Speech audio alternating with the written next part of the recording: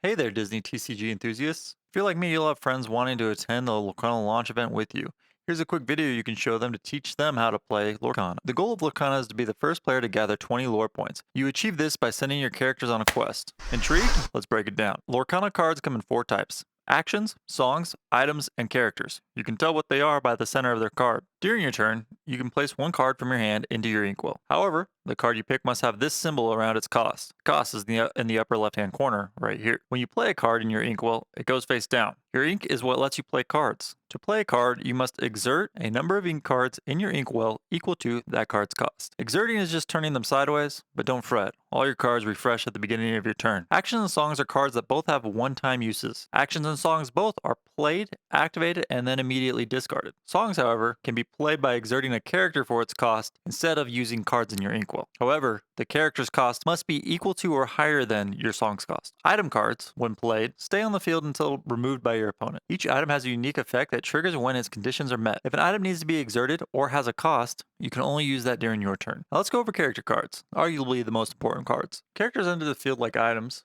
but you can't use them on the turn they are played. Each character has a strength, which is represented by this number, and willpower, which is represented by this number. They also have types, which is in the center of the card. After a character has been in play for a turn, you have three options. You can quest with that character, exerting it to gain lore, sing a song with that character, exerting it to play a song card, or use that character for a challenge, which is exerting it to have it fight an opponent's character. When you quest with a character, you exert that character and gain lore equal to these little diamond symbols. Remember, if you make it to 20 lore, you win the game. When you use a character to challenge, you exert your character and select an opponent's exerted character. Both characters deal damage to each other equal to their strength. Damage sticks in this game unless removed by a Carter effect, so if a character's damage ever equals to or exceeds its willpower, it will be discarded. To use a character to sing a song, simply exert your character, then play a song with cost equal to or less than your character's cost. But please remember, none of these actions can be done the turn you play your character. You have to wait until your following turn after playing a character. In order to play the game, you need a 60 card deck, which can only consist of two different colors. There are 6 colors in Lorcana, which are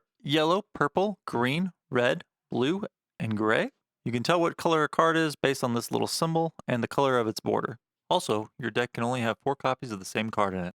In order to start the game, you place your 60 card deck onto the table in front of you, and you draw 7 cards. Once you've drawn 7 cards, you can select any number of cards in your hand, shuffle them back into your deck, and draw cards so that you have 7 in your hand again. Once both players have redrawn their cards, the game begins. At the start of each one of your turns, you will unexhaust all your cards and then draw 1 card from the top of your deck. The player who takes the first turn does not draw on their first turn. And that's the gist of Lorcana.